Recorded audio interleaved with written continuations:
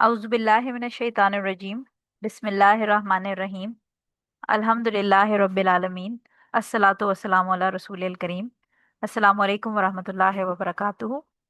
उम्मीद है आप सब खैरियत से होंगे। पिछले वाले सेक्शन को रिवाइज कर लिया होगा और अगले सेक्शन को पढ़ने के लिए आज तैयार हैं। इंशाल्लाह आज हम ईद की नमाज का बयान पढ़ेंगे। और दो ईदें हमें पता है हमारे पास अल्लाह ताला ने हमें गिफ्ट के तौर पे एक रिवॉर्ड के तौर पे दी हुई है, जो ईद उल फितर है और ईद उल अज़हा।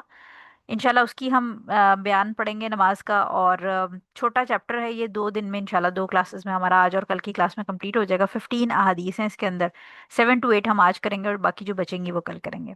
अहादीस आप जब पढ़ेंगे तो देखिएगा कि बहुत सिंपल हैं, स्ट्रेट हैं, अंडरस्टैंडेबल हैं, कोई इसके अंदर बहुत ज़्यादा फिकी रूलिंग्स नहीं है। और जैसे हमने क्योंकि पहले जो चीज़ें पढ़ ली हैं वो हमें अब ज़्यादा आप समझें कि उसके अंदर बहुत ज़्यादा रूलिंग्स थी छोटी छोटी। इसमें इतना कुछ नहीं है हमारे लिए। इंशाल्लाह जब फिर हम आगे जनाजे वाले चैप्टर पे जो बुक ऑफ जनाजा पे जाएंगे या ज़कात वाला, इंशाल्लाह उसके बाद जनाजा वाला भी बहुत बड़ा सेक्शन नहीं है हमारा, बुक ऑफ जनाजा भी छोटा ही है। ज़कात और फिर उसके बाद जब हम रोज़ों वगैरह वाले सेक्शन पे जाएंगे उसके अंदर फिर हमें फ़िकी रूलिंग ज़्यादा मिलेंगी। सो अल्लाह का नाम लेके ये हम स्टार्ट कर लेते हैं आज। PDF पे आ जाएं अपनी। अच्छा, थोड़ा सा इंट्रोडक्शन, हम जैसे कोई भी चैप्टर स्टार्ट करने लगते हैं, कोई नई बात हो तो उसका हम इंट्रोडक्शन ले लेते हैं। सो इसके अंदर 2-3 इंपॉर्टेंट पॉइंट्स हैं जो ईद की नमाज से रिलेटेड, हम पहले थोड़ा उसको देख लेते हैं। पहली चीज़ तो ये कि जो ईद वर्ड है उसके क्या मतलब है, यानी अरबिक के अंदर जो ईद वर्ड कहा जाता है इसके दो तरह के मानी हैं। एक लघवी मानी है, लिंग्विस्टिकली उसका जो लुगत है, अरबी लुगत, उसमें क्या मतलब होगा। और फिर इसका शरई मतलब तो हमें पता ही है कि ऑब्वियसली जो हम ईद मनाते हैं। तो ईद का जो वर्ड लिंग्विस्टिकली यानी अरबी की लुगत के अंदर जो इसका मतलब है वो ये कि कोई चीज जो बार बार आए, यानी घूम के वापस आए कोई चीज। और कोई भी ऐसी चीज जो कि हर साल हर कैलेंडर के अंदर फिक्स डेट के ऊपर वापस घूम के आए, यानी कोई सेलिब्रेशन, कोई इवेंट जो हर साल कैलेंडर का, चाहे वो लूनर कैलेंडर हो चाहे वो सोलर कैलेंडर हो, उसके अंदर जब घूम के वापस एक सेलिब्रेशन या कोई इवेंट हमारा वापस आए फिक्स डेट के ऊपर, उसको अरबी में जो लोग लिंग्विस्टिकली यानी उसकी लुगत के अंदर ईद कहा जाता है। ठीक है। सो ये उसका अरबी में मतलब है। और ये लास्ट टाइम हमारे आई थिंक ब्यूटी वाले ग्रुप के अंदर ये सवाल हुआ था कि जो ईद है वो तो दो ही है हमारे पास, तो फिर हम जुम्मे की, जो हमने पिछले टाइम एक हदीस पढ़ी थी उसमें ईद का वर्ड जुम्मे के लिए यूज हुआ था। सो एक स्टूडेंट ने ब्यूटी वाले ग्रुप के अंदर ये क्वेश्चन किया था कि ये ईद का वर्ड क्यों यूज हो रहा है। तो अब आपको उस ईद का मतलब ये समझ आएगा कि जब ईद का मतलब है कि एक फिक्स टाइम के ऊपर कैलेंडर के अंदर रिपीटेडली एक चीज वापस घूम के आए। सो जुम्मे को ईद ऑफ द वीक कहते हैं, यानी एक ऑब्वियसली क्योंकि जुम्मा एवरी 7th डे के ऊपर आ जाता है। और ये वापस गोल गोल यानी आप समझे कि टर्न अराउंड करता है, हर वीक आता है। सो लिहाजा जो वीक की, हफ्ते की एक ईद है या एक जो सेलिब्रेशन है, उसको जुम्मे को उस पॉइंट ऑफ व्यू से ईद कहा जाता है। सो लिंग्विस्टिकली बेसिकली जुम्मे को ईद कहा जा रहा है कि सेलिब्रेशन है और वो हर फ्राइडे को यानी हर एक हफ्ते के बाद पलट के वापस आती है। लेकिन जो शरीयत के अंदर ईद का मतलब है वो उसमें हम जुम्मे को काउंट नहीं करेंगे। उसके अंदर हमारी जो दो सेलिब्रेशंस, ग्रैंड सेलिब्रेशंस होती हैं ट्वाइस अ ईयर, एक होती है हमारी 1 शवाल को और एक होती है हमारी 10 जिलहज्जा को। ये दो सेलिब्रेशन अल्लाह ताला ने जो हमें दी हैं रिवॉर्ड के तौर पे, इनको हम शरई तौर पर ईद कहते हैं। ठीक है, यानी ये दो ईदें जो हैं ये क्यों इसमें सेलिब्रेशन है और अल्लाह ताला की तरफ से क्यों हम इसको रिवॉर्ड और गिफ्ट कहते हैं, क्योंकि जो पहली ईद है जिसको हम ईद उल फितर कहते हैं, ये बेसिकली रमज़ान के बाद आती है। और रमज़ान की जो लास्ट 10 नाइट्स हैं उसमें जब हम पूरी पूरी रात जाग के, यानी वैसे तो पूरा रमज़ान ही कोशिश ये करनी चाहिए कि आप अच्छे से, आप और मैं अच्छे से इबादत करें, लेकिन जो लास्ट 10 नाइट्स हैं उनका हमें पता है कि हुजूर सल्लल्लाहु अलैहि वसल्लम भी उसके अंदर एक्टिव हो जाते थे बहुत ज़्यादा, और वो पूरी रात फिर क्याम करते थे और अपने जो अहलो याल हैं उनको भी कहते थे इसकी इबादत का टाइम है। सो लास्ट 10 नाइट्स के बाद जो रिवॉर्ड मिलता है, 10 रातों की इबादत जो रमज़ान की हैं, उसके बाद जो रिवॉर्ड मिलता है उसको हम ईद उल फितर कहते हैं। और इसी तरह जो 10 बेस्ट डेज हैं, जैसे अभी जिलहिजा गुजरा था, तो हमने ये बात की थी कि जो फर्स्ट 10 डेज हैं वो जिलहज के बेस्ट डेज होते हैं, यानी बेस्ट नाइट्स जो हैं वो रमज़ान की बेस्ट नाइट्स हैं ईयर के अंदर, और जो बेस्ट डेज हैं वो जिलहिजा के बेस्ट डेज होते हैं। सो वो जो इबादत का एक टाइम है जो 10 डेज ऑफ जिलहिजा है, उसके बाद जो रिवॉर्ड मिलता है उसको ईद उल अजहा कहते हैं। सो ये शरीयत के अंदर जो मीनिंग है वो ईद का इस पॉइंट ऑफ व्यू से सिर्फ ये दो ईदें इस्लाम के अंदर जायज़ हैं। और इन्हीं को सेलिब्रेट करना, और फिर हम आगे हदीस भी पढ़ेंगे कि जो डिफरेंट और सेलिब्रेशंस होती हैं जो कि नॉन रिलीजियस रिलीजियस हैं, जैसे आपकी नेशनल डेज होते हैं या इस किस्म के डिफेंस डे और इस तरह की बहुत सारी चीज़ें होती हैं जो रिलीजियस नहीं है, उसके बारे में भी क्या रूलिंग है वो भी हम इंशाल्लाह इसी चैप्टर के अंदर पढ़ेंगे। और इसके अलावा रिलीजियसली तो हमें पता है, उसी जो एक हदीस है उससे हम रिलीजियस रूलिंग भी पढ़ लेंगे कि क्या दीन को लेके कोई ऐसी चीज़ जो बार बार आए, हर साल रिपीट हो फिक्स डेट पे, वो बनाना जायज़ है इन दोनों ईदों के अलावा। और दीन से हट कर कोई दुनियावी अगर सेलिब्रेशन है तो क्या वो भी अगर एक फिक्स डेट पे हर साल आए तो उसको मनाना जायज़ है या नहीं। तो इंशाल्लाह वो हदीस भी हम इसमें कवर करेंगे। इंपॉर्टेंट चीज़ जो इसके अंदर ये, क्योंकि हम ईद की नमाज को बेसिकली डिस्कस करेंगे इस सेक्शन के अंदर, तो हमें ये समझना चाहिए कि अल्लाह ताला ने बड़ी विजडम के साथ ये हमारा जो पूरी इबादत का सिस्टम है, स्पेशली नमाज से रिलेटेड, ये अरेंज किया है। अब इसके अंदर क्या सिस्टम है कि हमने अब सारी माशाल्लाह हमने बाजमात नमाज भी पढ़ ली, हमने जुम्मे की नमाज भी पढ़ ली, हमने डिफरेंट सारी जो रिलेटेड रूलिंग्स थी वो पढ़ी। सो हमने क्या देखा कि एक छोटी आप समझें कि इज्तिमात होते हैं जो कि दिन में 5 दफ़ा होते हैं, जिसको नॉर्मल बाजमात नमाज कहा जाता है, जो फ़र्ज नमाजें हमारी, ये छोटे इज्तिमात होते हैं। यानी अगर किसी टाउन के अंदर 3 या 4 मस्जिदें हैं तो वो छोटी छोटी डिफरेंट डिफरेंट जगहों पे हर शख्स अपने घर के करीब वाली मस्जिद या ऑफिस के करीब वाली मस्जिद में जाके जमात पढ़ ले से नमाज पढ़ता है। सो ये 5 टाइम्स अ डे जो है वो इसके आपके, just a second, 5 times a day आपके इज्तिमात होते हैं। अच्छा, उसके बाद नेक्स्ट जो हमारे पास आती है जो थोड़ा बड़ा कॉन्ग्रीगेशन होती है, वो कौन सी होती है? वीक के ऊपर, वीकेंड पे जो फ्राइडे को जो जुम्मा की नमाज है उसका इज्तिमा हो जाता है। उसके बाद इससे बड़ा इज्तिमा कब हो रहा है? साल के अंदर 2 दफ़ा ईद का इज्तिमा, जिसके अंदर मस्जिद के बजाय, जो हम आगे रूलिंग पढ़ेंगे कि ये मस्जिद के बजाय ईदगाह यानी ओपन स्पेसेस होती हैं जहाँ पर ये इज्तिमा किया जाता है, और वहाँ पर फिर कौन कौन आता है वो भी हम इंशाल्लाह इन हदीस में डिस्कस करेंगे। तो यानी आप देखें कि एक छोटे लेवल से जो लोग हैं, यानी जो ग्रुप है, group of people praying, congregation जो है वो छोटे लेवल से आहिस्ता आहिस्ता बड़े पे जा रही है। सो डेली 5 प्रेयर वाला सबसे छोटा, फिर उसके बाद आपका जो जुम्मे की नमाज वाला है वो उससे थोड़ा बड़ा, और उसके बाद जो ईद की नमाज है ट्वाइस ही है वो उससे बड़ा, और फाइनली जो मुसलमानों का सबसे बड़ा इज्तिमा होता है जो साल में एक दफ़ा होता है, जो हज, उसमें मैक्सिमम नंबर ऑफ मुस्लिम्स जो हैं वो इकट्ठे जमा होते हैं और अल्लाह ताला की इबादत करते हैं। और वो पूरी एक इबादत का एक, जो दुनिया देखती है कि कितना डिसिप्लिन होता है वहाँ पर और कितनी सिंक्रोनाइजेशन होती है जिसमें मुसलमान मिल के इबादत करते हैं। सो लिहाजा ये अल्लाह ताला ने हिकमत एक daily, from daily to yearly basis, आप सोचें कि छोटे से लेकर एक बड़े इज्तिमा के अंदर मुसलमानों की इबादत का सिस्टम फिक्स किया हुआ है अल्लाह ताला ने। अब हम आ जाते हैं हमारी हदीस के ऊपर।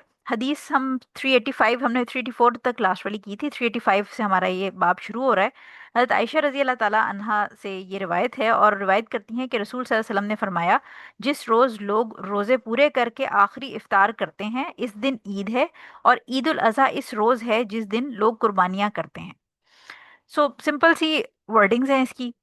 इसके अंदर बेसिकली दोनों ईदों की डिटेल आप समझें कि एक हेडलाइंस बता दी गई हैं कि जो ईद उल फितर है वो कब सेलिब्रेट की जाती है और ईद उल अज़हा कब सेलिब्रेट की जाती है। सो हमें ये पता है कि जब जो रमज़ान का महीना है वो जब ख़त्म होता है तो हम शवाल का चांद देखते हैं, और ऑब्वियसली हम सबको पता है कि पूरी दुनिया के अंदर जो भी मुसलमान कंट्रीज़ हैं वहाँ पर शवाल का चांद 29 तारीख को, यानी 29, जब आपका रोज़ा आप कर लेते हैं तो जो 30th की शब होती है, यानी 30th की शब को आप जो हजरात होते हैं, जो मेल्स हैं, वो देखना शुरू करते हैं चांद। प्रॉपर कमेटी बनती है यहाँ पर इंडिया पाकिस्तान में, तो रोयत हिलाल कमेटी होती है जो कि पूरा डिफरेंट शहरों के अंदर ऑर्गेनाइज होती है और वो देखती है। 30th की शब को भी देखते हैं, अगर उसमें ना नजर आए, चांद ना नजर आए, तो अगले दिन रोज़ा रखा जाता है जो 30th रोज़ा होता है। और फिर ऑटोमेटिकली, क्योंकि कोई भी जो इस्लामिक मंथ है वो 29 या 30 डेज से आगे पीछे नहीं हो, यानी 28 डेज का भी नहीं हो सकता और 31 डेज का भी नहीं हो सकता। लिहाजा जब 30 डेज का हो जाता है तो ऑटोमेटिकली अगले दिन ईद की अनाउंसमेंट हो जाती है। सो ये हमें पता है कि हम चांद देखते हैं और उसके हिसाब से हम शवाल जो है वो उस फर्स्ट शवाल को ईद मनाते हैं। अब प्रॉब्लम बहुत सारे लोगों को ये लगती है, जो कि अक्सर शब कदर के अंदर भी सवाल आता है, और फिर ये भी सवाल आता है कि पूरी दुनिया में अलग अलग दिनों पे ईद कैसे हो सकती है। तो इसमें समझने की बात, जो जिनको थोड़ी साइंटिफिक नॉलेज है या थोड़ा बहुत भी साइंस जिन्होंने पढ़ा है उनको पता है कि ज़मीन गोल है। जब ज़मीन गोल है तो उसमें जो भी कंट्रीज होंगे वो एक एंगल के ऊपर, यानी आप समझें कि एक फ्लैट सीधी स्लेट नहीं है ज़मीन, इट्स राउंड। तो डिफरेंट कंट्रीज डिफरेंट टाइम में, कहीं पर सुबह होती है, कहीं पर शाम होती है, कहीं पर रात होती है, कहीं पर एक तरफ से सूरज निकल रहा होता है तो जो कॉन्टिनेंट है उसकी दूसरी तरफ सूरज ग्रूब हो रहा होता है। तो इस लिहाज से जो चांद की पोजीशन है, क्योंकि हमने ईद मनानी है मुसलमान के लिए, अल्लाह ताला ने, मैंने आपको बताया था कि मुसलमानों के लिए अल्लाह ताला ने बहुत सारी आसानियां की हैं, जिसमें हमने तयम्मुम पढ़ा था कि अगर आपको पानी नहीं मिल रहा तो ज़मीन में दुनिया में आप कहीं पर भी हैं, गर्द या मिट्टी के साथ आप तयम्मुम कर सकते हैं। इसी तरह अगर आपके पास घड़ी नहीं है तो आप सूरज का टाइम देख के जो नमाज की टाइमिंग्स हैं वो आप नमाज पढ़ सकते हैं कि फजर कितने बजे होगी और जोहर कितने बजे है, और वो हमने सारी टाइमिंग्स पढ़ी थी। इसी तरह अगर किसी को कैलेंडर नहीं है किसी के पास, तो चांद की तारीख है, यानी अल्लाह ताला ने ये सिस्टम, हमें किसी घड़ी और किसी कैलेंडर्स और इन चीज़ों की जरूरत नहीं है, क्योंकि अल्लाह ताला ने हमारे इर्द गिर्द की चीज़ों से ही हमें, यानी एक जो मुसलमान है वो अमेजोन के जंगलों में भी अगर बच जाए, मतलब वो जानवर उसको खा ना जाए, तो अदरवाइज वो सरवाइव कर सकता है, क्योंकि उसके लिए अल्लाह ताला ने सिस्टम इस तरह का बनाया है कि वो चांद की तारीखों से अपने डेज का हिसाब लगा सकता है। तो लिहाजा क्योंकि चांद नजर आएगा तो ईद होगी। तो अगर किसी कंट्री में चांद नहीं नजर आया, अब वो चांद ये भी हो सकता है कि वहां पर पूरा छोटा सा अगर वो कंट्री है और वहां पर बादल हैं, तो अगर आपको चांद नहीं नजर आएगा तो आप ईद नहीं कर सकते। सो लिहाजा अगर डिफरेंट कंट्रीज में लोकेशन डिफरेंट है और उस लोकेशन पे चांद नहीं नजर आ रहा, तो ऑटोमेटिकली वो ईद नहीं करेंगे। और इसी वजह से डिफरेंट कंट्रीज के अंदर डिफरेंट डिफरेंट डेज के ऊपर, या टाइम जोन्स भी हैं इसके अंदर, हम लॉन्गिट्यूड लेटीट्यूड जब पढ़ते हैं ज्योग्राफी के अंदर, तो उसके हिसाब से डिफरेंट डिफरेंट कंट्रीज में डिफरेंट डिफरेंट डेज पे ईद हो सकती है। इसमें कोई मसला नहीं है कि पूरी दुनिया में ईद भी एक दिन होनी चाहिए। जैसे नमाजों के टाइम पूरी दुनिया में फ़र्क फ़र्क हैं, कहीं पर इशा की अजान हो रही होती है, कहीं पर फजर की अजान हो रही होती है। इसी तरह जो शब कदर है वो भी, उसके ऊपर भी यही सिचुएशन है कि क्योंकि हर जगह पे डिफरेंट टाइमिंग्स हैं, कहीं पर दिन है कहीं पर रात है। तो ये अल्लाह ताला बेहतर जानता है कि उसने चीज़ों का सिस्टम किस तरह रखा है। हमें सिर्फ ये बता दिया गया है कि हमें बीइंग मुस्लिम्स चांद को देख के अपना जो भी टाइमिंग्स हैं कैलेंडर की वो हिसाब लगाना है, तो हम चांद देखेंगे। अगर चांद नहीं नजर आया तो हम अगले दिन रोजा रख लेंगे, चांद नजर आ गया तो अगले दिन ईद हो जाएगी। ठीक है, तो ये इसमें कोई मसला नहीं है कि अगर डिफरेंट कंट्रीज में डिफरेंट डेज पे ईद हो रही है। अच्छा, अब एक और मसला क्या आता है कि अगर साइंटिफिकली, हम अक्सर ये देखते हैं कि अब पाकिस्तान वगैरह में, इंडिया में भी बहुत सारे क्योंकि सैटेलाइट्स हैं और कैलकुलेशंस बड़ी अच्छी हो सकती हैं, एस्ट्रोनॉमी वाले लोग बड़े एडवांस हो गए हैं, साइंस जो साइंसेज हैं इसकी। तो वो क्या करते हैं कि वो महीने के शुरू में या महीने के मिड में पहले ही बता देते हैं कि ये फला जो चांद है उसकी पैदाइश इस तारीख को होगी और इस एरिया में वो नज़र आ सकता है। तो काफ़ी हद तक उनकी जो चीज़ें हैं वो एक्यूरेट होती हैं। लेकिन इस्लामिकली आप ये समझें कि अगर आपकी साइंटिफिक कैलकुलेशन जो है वो कोइंसाइड नहीं कर रही बल्कि कॉन्ट्रडिक्ट कर रही हैं, यानी ऑपोजिट जा रही हैं। अगर महकमा जो भी आपके जो एस्ट्रोनॉमी वाले हैं उन्होंने कहा कि लेट्स अज्यूम के वो कहते हैं कि 25 तारीख को ईद हो जाएगी, चांद नजर आ जाएगा, लेकिन अब आप 24 तारीख की रात को चांद देखने खड़े हुए हैं तो आपको चांद नहीं नजर आ रहा। सो ये नहीं है कि एस्ट्रोनॉमी वालों ने कह दिया कि जी चांद तो पैदा हो चुका है और नजर आना चाहिए तो आप 25 को ब्लाइंडली ईद मना लेंगे। इस्लामिकली आपको चांद देखना जरूरी है। अगर आपकी जो कैलकुलेशन है, यानी आप बादल हैं या किसी किसी को भी बादल नहीं भी है, चांद नहीं नजर आया, बट जो आपकी कैलकुलेशन वाले लोग हैं वो कह रहे हैं कि चांद नजर आ चुका है या पैदा हो चुका है, दैट डजंट मीन, यानी अगर वो कॉन्ट्रडिक्ट कर रही हैं तो फिर आपने शहादत पे जाना है। अगर किसी ने चांद देखा है तो ही ईद होगी। अगर एस्ट्रोनॉमी वाले कह रहे हैं कि चांद पैदा हो चुका है लेकिन किसी को चांद नजर नहीं आया, तो फिर ईद नहीं होगी। ठीक है। सो इसलिए जो भी इस्लामिक बॉडी इंचार्ज होगी इस मैटर की, उसकी शहादत और उसके डिसीजन को फाइनल लिया जाएगा। जो साइंटिफिक कैलकुलेशन है उसको इस्लाम, क्योंकि ऑब्वियसली इस्लाम कैलकुलेटर्स और इन चीज़ों के ऊपर नहीं बेस करता है। इस्लाम आपकी सिंपल, एक लेमैन को भी पता है कि अगर वो पहाड़ पे जाके चढ़ के देख रहा है तो उसको पता है कि फजर का वक्त किस वक्त हो रहा है और जोहर का वक्त किस वक्त हो रहा है। सो इसलिए जो इंसान की शहादत है, इंसान की जो, ऑब्वियसली उसके अंदर फिर मुख्तलिफ फैक्टर्स आ जाते हैं कि जो बंदा कह रहा है कि मैंने चांद देखा है वो प्रॉपरली, यानी उसका रिकॉर्ड कैसा है, वो सादिक और अमीन है या नहीं, वो कोई फ्रॉड, झूठा या कोई बदकिरदार इंसान तो नहीं है। तो उसके अंदर डिफरेंट चीज़ें आती हैं, लेकिन कैलकुलेशन अगर कंसाइड नहीं कर रही तो हम कैलकुलेशंस को डिस्कार्ड करेंगे और हम जो लोगों की साइटिंग है उस पर बिलीव करेंगे। अब मून साइटिंग को लेके तीन ओपिनियंस हैं हमारे पास, जो स्कॉलर्स इसको डिवाइड करते हैं। तीन ओपिनियंस किस तरह हैं कि एक तो जो चांद को देखना है, यानी जो मून साइटिंग है, वो लोकल एरिया के अंदर या लोकल जो टाउन है, कम्युनिटी है या कंट्री है, उसमें किया जाता है। जैसे कि हम यूजुअली देखते हैं कि पाकिस्तान के अंदर इसी तरह है कि हमारे डिफरेंट शहरों के अंदर बाकायदा इजलास होता है और वो जो ऊंची बिल्डिंग्स होती हैं शहर के अंदर वहाँ पर अरेंजमेंट किया जाता है और टेलीस्कोप्स लाई जाती हैं। और हर जो एरिया है, जैसे कराची, लाहौर, इस्लामाबाद, पेशावर, कोयटा वगैरह, वहाँ पर ये इजलास होता है और वो वहां देखा जाता है चांद।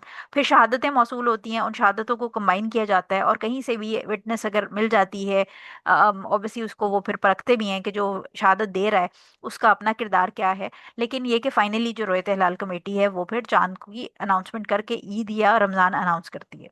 तो एक तो ऑप्शन ये होगी। सेकंड ओपिनियन ये ग्लोबल साइटिंग। ग्लोबल साइटिंग का ओपिनियन से मुराद ये कि कोई एक मुस्लिम कंट्री जो है वो देखता है और देख के वो अनाउंस कर देगा, और सारे जो है वो बाकी सारे जो दुनिया के मुस्लिम कंट्रीज हैं वो उसका ओपिनियन ले लेंगे। ठीक है, लेकिन ये वीक ओपिनियन है, क्योंकि इस तरह होता नहीं है दुनिया के अंदर। ऐसा होता नहीं है कि कोई एक मुस्लिम कंट्री अनाउंस करे और सारे मुस्लिम कंट्रीज उसको ग्लोबल साइटिंग को एक्सेप्ट कर लें। थर्ड जो इसके अंदर ओपिनियन है, जो हो सकता है या होता भी, हम देखते भी हैं कि जो मून साइटिंग है वो किसी एक कंट्री से ले ली जाए। यूजुअली सऊदीया का रेफरेंस लिया जाता है, लेकिन इसको सारे नहीं फॉलो कर रहे। यानी जो ग्लोबल वाली और जो moon sighting from one country, यानी सेकंड और थर्ड ऑप्शन जो मैंने यहाँ पर मेंशन किए, इसमें फर्क ये है कि ग्लोबल साइटिंग में वो ये कह रहे हैं कि एक कंट्री देखे और सारे मुसलमान कंट्रीज को एक्सेप्ट कर लें। जबकि जो थर्ड ओपिनियन है उसके अंदर ये है कि एक कंट्री देखे और कुछ कंट्रीज उसको एक्सेप्ट कर लें। ये वाला ओपिनियन हम नॉर्मली अपनी डेली जो हमारी मैटर्स इंटरनेशनल उसमें हम देखने को मिलता है हमें। क्योंकि जो नॉन मुस्लिम कंट्रीज हैं जैसे यूएस है, यूके है, यूरोपियन कंट्रीज हैं, इसमें क्या होता है, ऑस्ट्रेलिया वगैरह हैं, आई थिंक इंडिया में देखा जाता है अपना, वो उनकी अपनी कमेटी होती है और वो देखती है। लेकिन बाकी सारे जो ये आपके यूएस यूके वगैरह जो हैं, इसमें ये होता है कि ये सऊदीया के साथ ईद करते हैं यूजुअली, क्योंकि वहां पर कोई इस तरह गवर्निंग बॉडी इस्लामिक नहीं है जो प्रॉपरली देखे और फिर वो अनाउंस करे। और जैसे अमेरिका का हमें पता है कि वो स्टेट्स इतनी ज़्यादा हैं उनकी, तो वहाँ पर इस किस्म का कोई सिस्टम नहीं है। लिहाजा थर्ड ओपिनियन जो है वो ज़्यादातर उन कंट्रीज़ में फॉलो होता है जो नॉन मुस्लिम कंट्रीज़ हैं, जहाँ पर अपनी कोई इस तरह की इस्लामिक बॉडी नहीं है जो चांद देखे और फिर ऐलान करे और अपनी जो कम्युनिटी है उसको सारों को कंबाइन करे। सो ऐसे कंट्रीज़ जो हैं वो ज़्यादातर सऊदी अरेबिया के साथ फॉलो करते हैं, और जिस दिन उनकी ईद होती है उसी के साथ वो ईद करते हैं। इसके अंदर जो प्रेफर्ड ओपिनियन है वो ये है कि अगर कहीं पर जैसे यूके के अंदर इस तरह पॉसिबिलिटी है कि क्योंकि छोटा है एज कम्पेयर टू अमेरिका, सो वहाँ पर ऐसा, और ऑब्वियसली मुस्लिम की पॉपुलेशन अब वहाँ ग्रो कर रही है और वहाँ पर इस्लामिक सेंटर्स वगैरह भी मौजूद हैं as compare to America. UK क्योंकि छोटा भी है साइज में और उसको मैनेजमेंट उनकी ईजियर है एज कम्पेयर टू अमेरिका, क्योंकि अमेरिका बड़ा बहुत ज़्यादा है।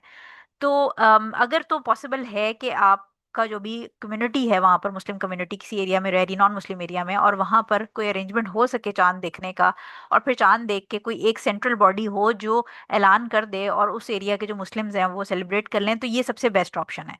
बट अगर ऐसी कोई पॉसिबिलिटी नहीं है तो फिर ऑटोमेटिकली जो सऊदीया वाली ऑप्शन है वो तो चल ही रही है बड़े सालों से। तो वो इस तरह किया जा सकता है कि सऊदीया के अंदर जो भी डे अनाउंस हो रहा है उसके हिसाब से ये नॉन मुस्लिम कंट्रीज के जो रेजिडेंट मुस्लिम्स हैं वो ईद सेलिब्रेट कर लें।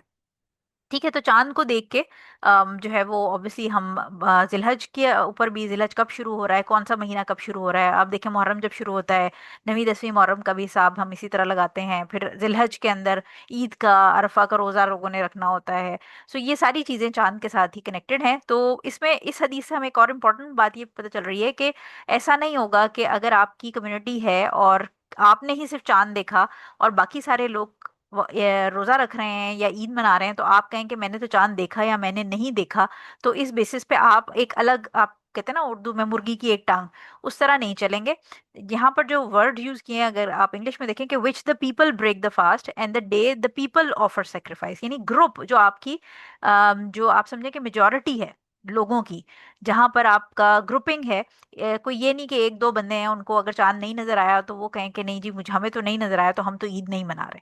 सो लिहाजा जिस उर्दू में भी हम देखें कि जिस रोज लोग रोजे पूरे करके आखिरी इफ्तार करते हैं, यानी जब सारी इसमें कम्युनिटी की एज अ नेशन बात हो रही है या एज अ आप समझे उम्मत बात हो रही है, कि आप जिस एरिया में रह रहे हैं वहां पर जो मुसलमान हैं, जैसे अगर पाकिस्तान में होता है तो हम पाकिस्तान में गवर्नमेंट अनाउंस करती है कि कल ईद है या कल रोजा है, सो सारे लोग उसको फॉलो करेंगे। बजाय इसके कि दो चार लोग कहें कि हमें तो चांद नजर नहीं आया या हमने तो देखा नहीं, तो हम ईद ईद या रोजे लोगों के साथ नहीं करेंगे। तो आपने मेजोरिटी के साथ चलना है इस मामले में, जो ग्रुप है उसके साथ चलना है, अकेले से नहीं चलना है इस मामले में। ठीक है, तो ये सिंपल सी थी, लेकिन इसमें दो तीन पॉइंट्स थे जो मैंने आपको एक्स्ट्रा बता दिए, क्योंकि ये कॉन्फ्लिक्ट्स हमें देखने को मिलते हैं कि जो साइंस है वो कभी कभी इसके साथ कॉन्फ्लिक्ट कर रही होती है। तो हमने जो हमारे हमारे पुराने तरीके हैं हमने उसके ऊपर चलना है, और अगर साइंस हमें सपोर्ट करती है तो डेफिनेटली हम उसको एडवांटेज लेंगे।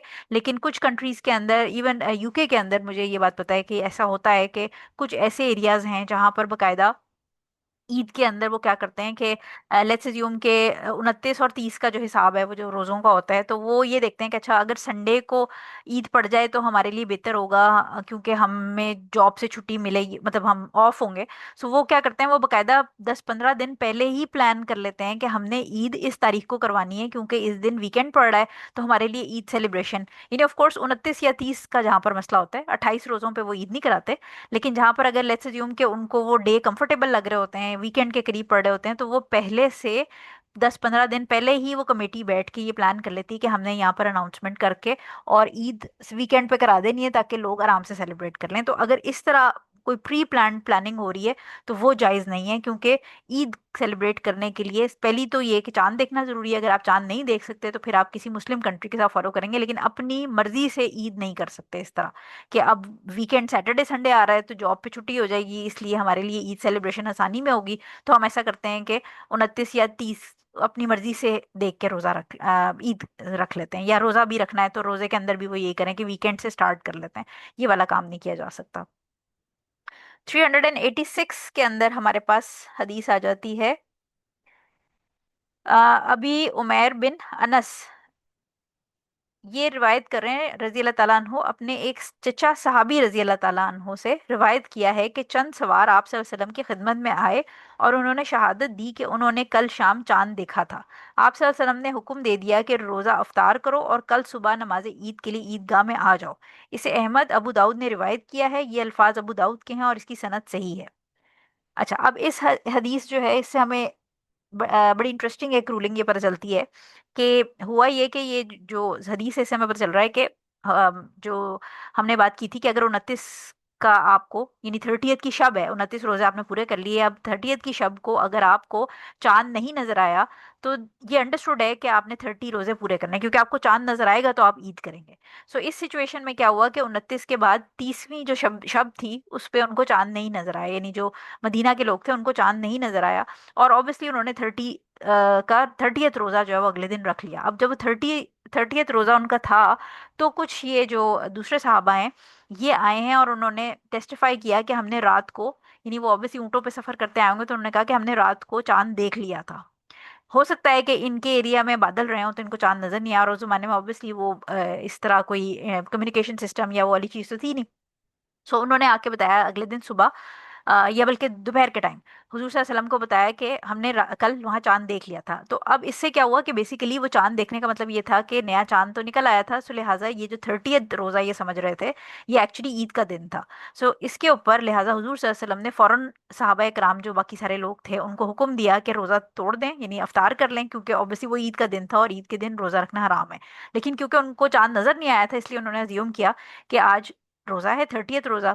सो पहली चीज तो हुजूर सल्लल्लाहु अलैहि वसल्लम ने हुक्म ये दिया कि रोजा फौरन अफ्तार कर लिया जाए। और दूसरी चीज क्या उन्होंने हुक्म दी, अब क्योंकि जब हम आगे टाइम मैं भी आपको बताती हूँ कि जो ईद की नमाज है उसका टाइम क्या होता है, तो वो ईद की नमाज का टाइम निकल चुका था। सो लिहाजा ईद की नमाज को हुजूर सल्लल्लाहु अलैहि वसल्लम ने अगले दिन सुबह, क्योंकि वो टाइम निकल गया था तो अब वो जोहर या असर के वक्त तो ईद की नमाज नहीं पढ़ सकते। सो लिहाजा हुजूर सल्लल्लाहु अलैहि वसल्लम ने सहाबा कराम को हुक्म दिया कि अगले दिन यानी नेक्स्ट मॉर्निंग जो सुबह का टाइम होगा उसमें फिर ईद की नमाज अदा की जाएगी। ठीक है। सो इससे हमें ये पता चलता है कि लोग रोजे के दरमियान में थे जिस वक्त उनको ये खबर मिली है, और जैसे ही उनको खबर मिली है तो उन्होंने रोजे तोड़ दिए अपने। और क्योंकि ईद की नमाज का टाइम निकल चुका था लिहाजा हुजूर सल्लल्लाहु अलैहि वसल्लम ने उनको हुक्म दिया कि ईद की जो नमाज है वो अगले दिन सुबह अदा की जाएगी। अब इसकी रूलिंग्स हम देखते हैं, इसके अंदर क्या क्या चीजें हमें पता चल रही हैं। पहली रूलिंग तो हमें ये पता चलती है कि ये परमिसिबल है कि जो काजी है या जो भी आपका जो हमने बात की थी, जैसे हमारे यहाँ पर इस्लामिक बॉडी है उसके जो हेड है रोयत हिलाल कमेटी, तो उनके लिए परमिसिबल है कि वो इस तरह जैसे हुजूर सल्लल्लाहु अलैहि वसल्लम ने अनाउंस किया था दिन के वक्त भी अगर उनको कहीं से शहादत या कोई इस तरह की जैसे उनको आके लोगों ने बताया था हुजूर सल्लल्लाहु अलैहि वसल्लम को, तो अगर दिन के वक्त भी मिलता है और इसी तरह सिचुएशन अगर होती है, एविडेंस मिलता है, तो वो अनाउंस कर सकते हैं ड्यूरिंग द डे टाइम रोजे के बीच में कि आज ईद है, क्योंकि ये हमारे पास एक प्रूफ ऑलरेडी हमने एविडेंस के तौर पे पढ़ लिया है। सो ये परमिसिबल है, यानी ये नहीं है कि अब वो आप समझे शर्म में, या वो काजी जो है या जो भी रोयत हिलाल कमेटी वाले हैं, वो कहें कि ओहो लोग क्या सोचेंगे, उस चक्कर में अगर वो लोगों को रोजा रखवाते रहेंगे तो ये बेसिकली हराम है, क्योंकि ईद वाले दिन आप रोजा नहीं रख सकते। गलत फहमी की बुनियाद पे अगर आधा रोजा जैसे ये सहाबा का गुजर गया था, तो ये और बात है, क्योंकि उन्होंने अपने हिसाब में इज्तिहाद यही था कि चांद नहीं नजर आया, लेकिन अगर जानबूझ के रखवाया जाएगा तो वो फिर गुनाह होगा।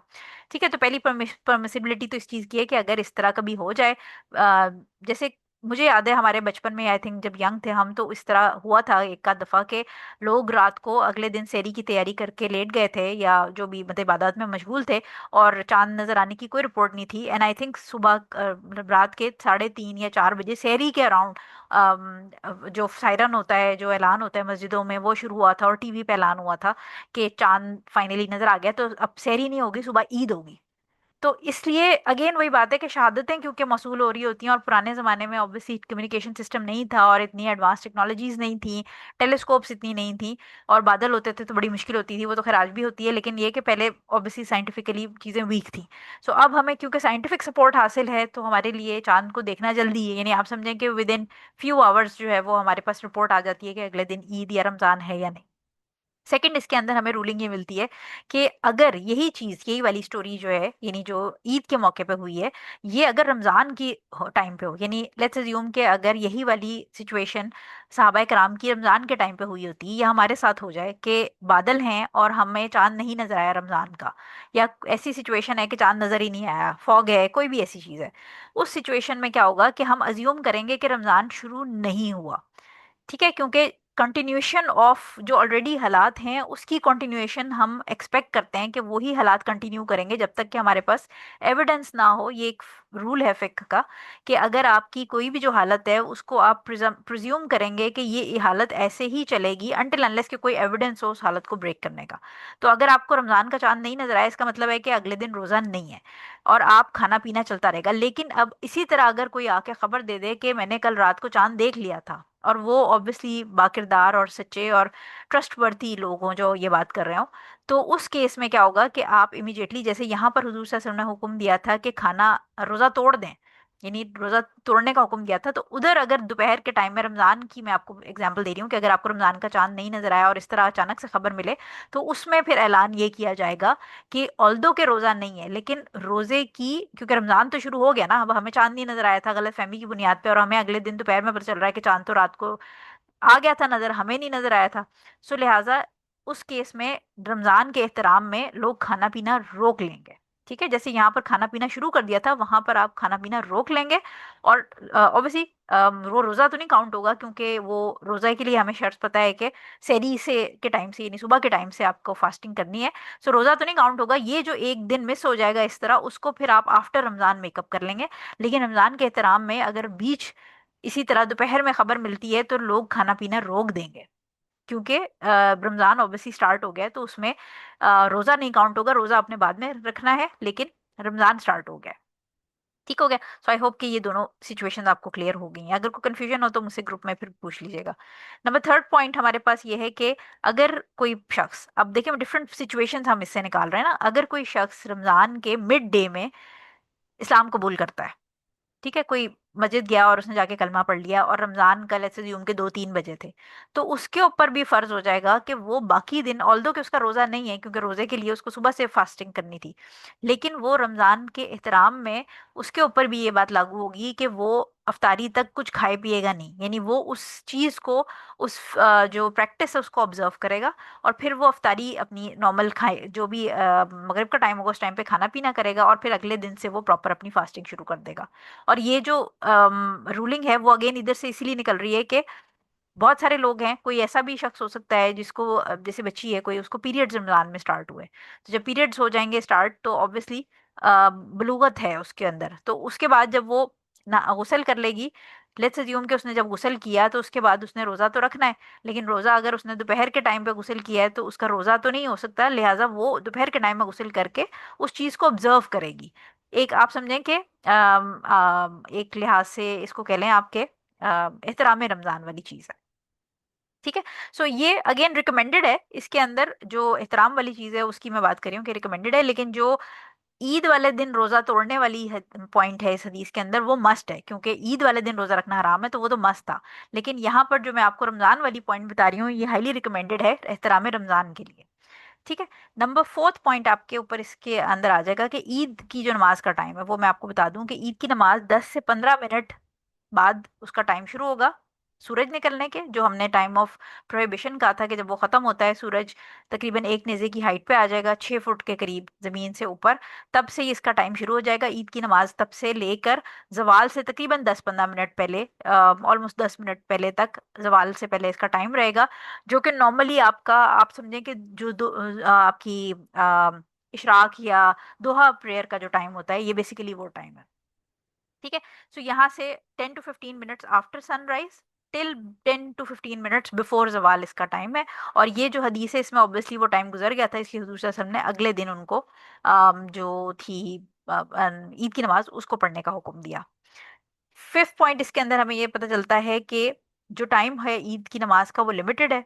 ऑब्वियसली अगर लिमिटेड ना होता तो हज़ूर सल्लल्लाहु अलैहि वसल्लम उसी दिन पढ़ा देते।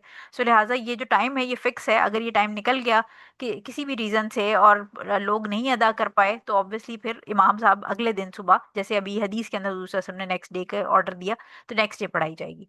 लास्ट इसमें हमारे पास पॉइंट ये है कि जो रिलायबल विटनेसेस हैं, रिलायबल लोग हैं, ट्रस्टवर्दी हैं, किरदार के, ज़बान के सच्चे लोग हैं, उनके जो डीलिंग है, पब्लिक डीलिंग, उनकी जो ट्रेड डीलिंग है वो सही है, फ्रॉड नहीं है उसके अंदर, तो ऐसे लोगों की शहादत जो है, शहादा जो है, शहादत नहीं शहादा, उनकी विटनेस जो है वो एक्सेप्ट की जाती है उस एरिया के जो मुस्लिम्स हैं। और उसमें ज़रूरी नहीं है कि हर शख्स उस एरिया के अंदर इंडिविजुअली चांद देखेगा तो ही ईद या रमज़ान अनाउंस होगा, बल्कि जो रिलायबल लोग हैं, जैसे हम यही बात करेंगे कि जो हमारी हिलाल कमेटी है, उनके जो डिफरेंट अरकान हैं, वो शहादतें देते हैं, या उनमें से किसी ने देखा, या वो किसी ऐसे शख्स को जानते हैं जो कि बिल्कुल अच्छा किरदार का इंसान हो, तो वहाँ से शहादतें मौसूल होती हैं। इसके लिए ज़रूरी नहीं है कि उस एरिया के हर शख्स ने चांद देखा हो तो ही ईद या रमज़ान अनाउंस होगा।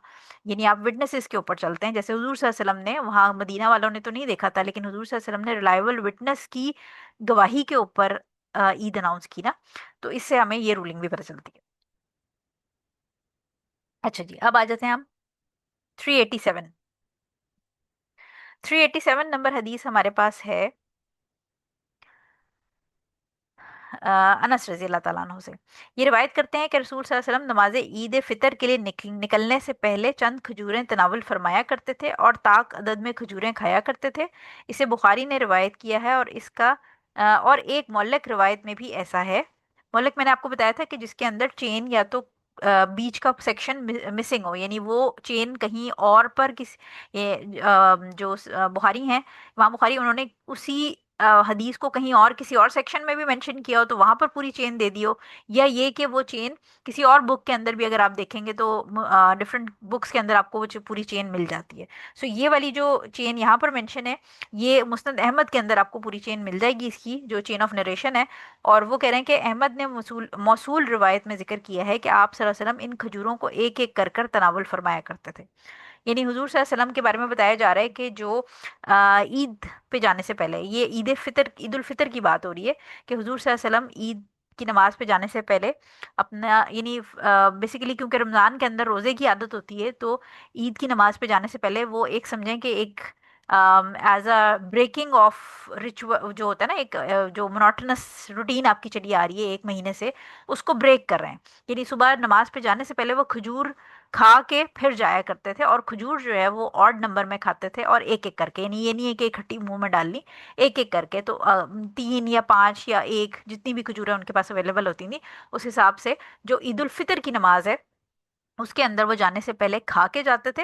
जबकि ईद उल अजहा की जो नमाज है उसमें सुन्नत ये है कि वो वापस आके, और जो भी जानवर ज़िबा होता था उसकी उसकी कोई चीज़ या लिवर या जैसे जो भी चीज़ होगी उसके साथ वो अपना नाश्ता करते थे, आप समझें, या जो अपना एक भूखी वाली हालत है, फास्ट ही कह लें आप उसको एक आसान अल्फाज में, वो तोड़ते थे। सो ईद उल फितर के अंदर जाने से पहले खा के जाते थे, ये सुन्नत थी। और ईद उल अजहा के अंदर वो वापस आके, नमाज से पढ़ के वापस आके और कुर्बानी करके, और फिर कुर्बानी वाले जानवर से अपने नाश्ता करते थे, या उसको अपना जो फास्ट उनका चल रहा होता था सुबह से उसको ब्रेक करते थे। ठीक है। और इसमें हमें नई चीज़ क्या पता चली कि सुन्नत में खजूरें खाना थी। वैसे कोई भी चीज़ खाई जा सकती है, ज़रूरी नहीं है कि आप डेट्स ही खाएं, मगर अगर खजूरें होंगी तो ऑब्वियसली वो एक सुन्नत मजीद, आप उर्दू में उसको कहते हैं सोने पे सुहागा हो जाएगा। सो उर्दू के डेट्स खाएंगे और ऑड नंबर में खाएंगे, ये सुन्नत है कि 3, 5, 1, 7 जो भी आपको नंबर है वो खाएंगे, और एक एक करके खानी है, ठीक है। सो ये इसके अंदर और कोई इतनी एक्स्ट्रा बात नहीं है। 388 नंबर हदीस पे हम आ जाते हैं।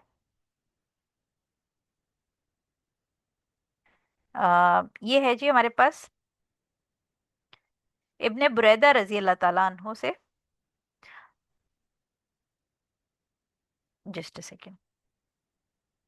अच्छा, इब्ने बुरैदा अपने वालिद से रिवायत करते हैं कि उन्होंने फरमाया, रसूल सल्लल्लाहु अलैहि वसल्लम नमाज ईद फितर के लिए कुछ ना कुछ खाए बगैर, सॉरी, ईद फितर के लिए कुछ ना कुछ खाए बगैर ना निकलते थे। अलबत्ता ईद कुर्बान के दिन जब तक नमाज अदा ना कर लेते कुछ तनावल ना फरमाते। इसे अहमद और तिरमिजी ने रिवायत किया है और इब्ने हिब्बान ने इसे सही करार दिया है। सो ये बात हम पहले कर चुके हैं कि हुजूर सल्लल्लाहु अलैहि वसल्लम जो ईद उल फितर है उस पे नमाज पे जाने से पहले खा के निकलते थे, और ईद उल अजहा के अंदर वापस आके कुर्बानी का जानवर जो भी होता था उससे कोई चीज़ जो है वो खाते थे। और डेट्स की बात मैंने आपको बता दी है, तो इस वाली हदीस के अंदर और कोई एक्स्ट्रा नई बात नहीं है, पीछे पिछली बात को इन्होंने रिपीट किया है। 389 नंबर हदीस है हमारे पास। अच्छा, हम आज हमने 85, 6, 7, 8, 9, 10, 11, और हम तकरीबन 391 या 392 तक करेंगे इंशाल्लाह आज।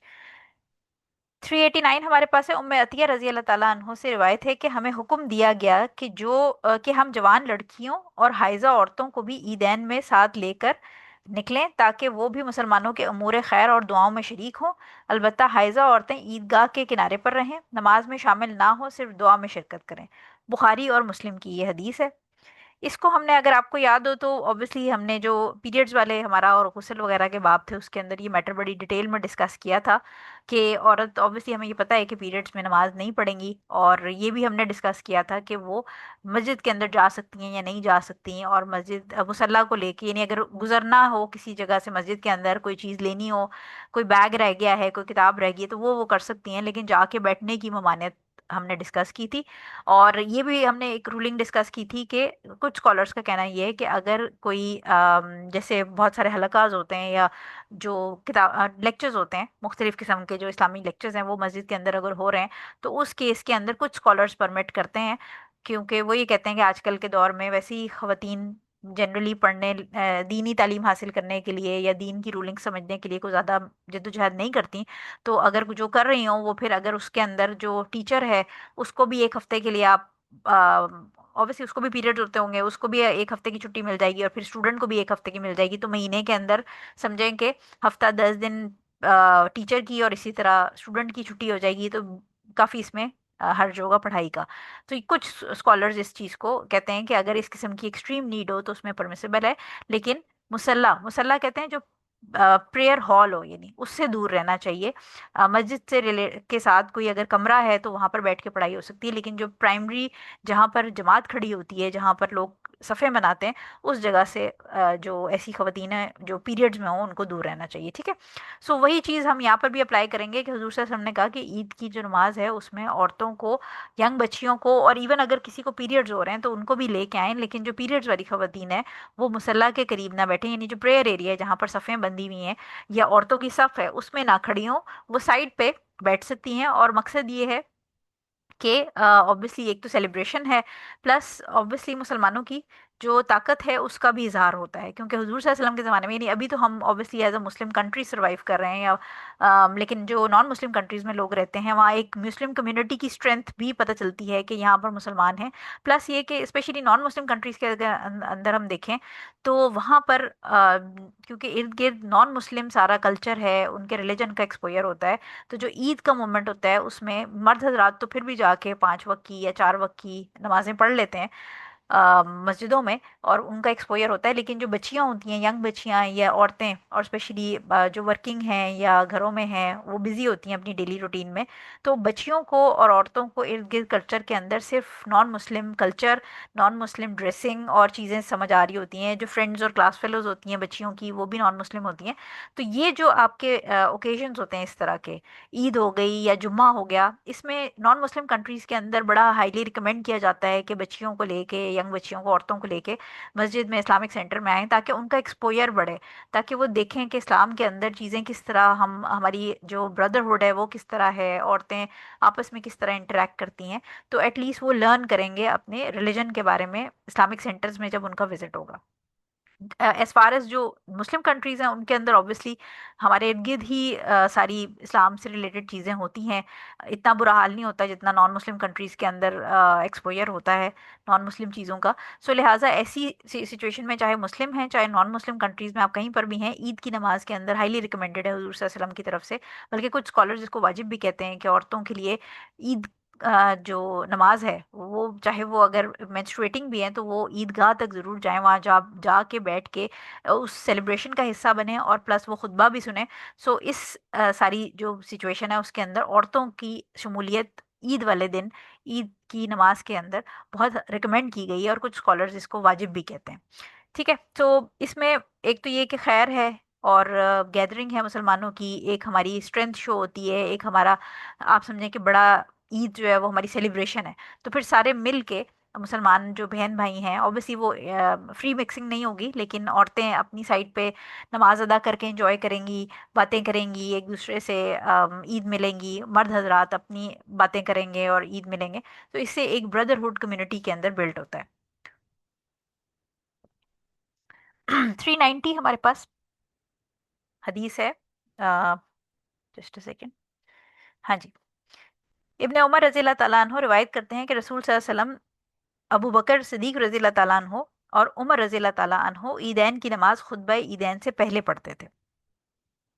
अच्छा, अब ईद की नमाज और जो जुमे की नमाज है उसके अंदर आपको सबसे मेजर जो फ़र्क है, जो मुझे याद है जब मैंने पढ़ना शुरू किया था तो मैंने ये याद किया था कि ये ऑपोजिट होते हैं। ऑपोजिट किस सेंस में, कि जो मैंने आपको जुम्मे की नमाज में पढ़ाया था कि जुम्मे में खुतबा पहले होता है और नमाज बाद में होती है।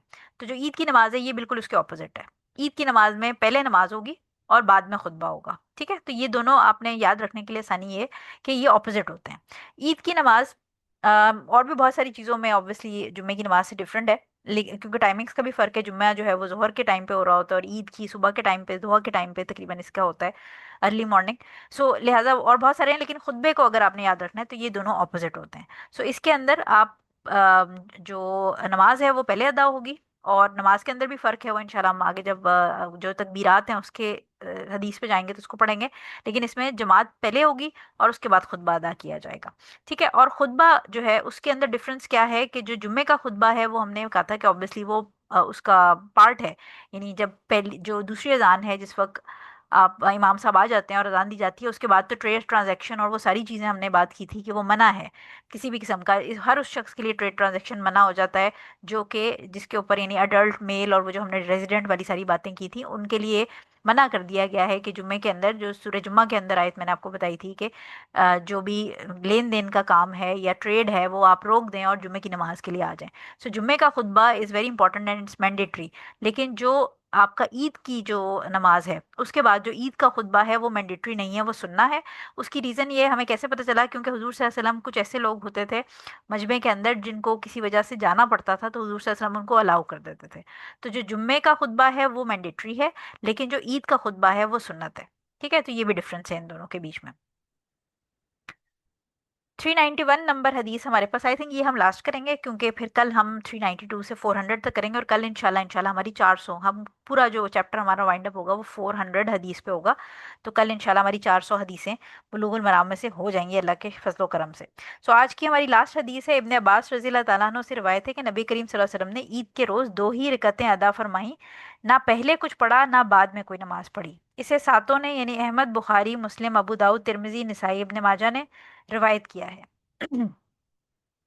अच्छा, अब इसके अंदर हमें बताया क्या जा रहा है कि जुम्मे की नमाज में, अगर आपको याद होगा तो जुम्मे की नमाज में हमने एक बात की थी कि उसके बाद अगर कोई पढ़ना चाहे तो वॉलेंट्री प्रेयर्स 2 या 4 रकात पढ़ सकता है। और ऑप्शन उसमें क्या थी कि अगर आप एक ऑप्शन ये थी कि आप मस्जिद में ही वहीं पर जगह चेंज करके पढ़ लें, और दूसरी ऑप्शन ये थी कि आप घर जाके पढ़ें। लेकिन यहाँ पर जो इब्ने अब्बास हमें रज़ी अल्लाह ताला अन्हु बता रहे हैं, वो ये बता रहे हैं कि उन्होंने ईद नमाज के साथ ऑन द स्पॉट, यानी मुसल्ला जो ईद की नमाज यहाँ पर पढ़ी जा रही है, वहां पर ईद की 2 रकातों के अलावा और कोई नमाज यानी वॉलेंट्री सलाह नहीं पड़ी थी।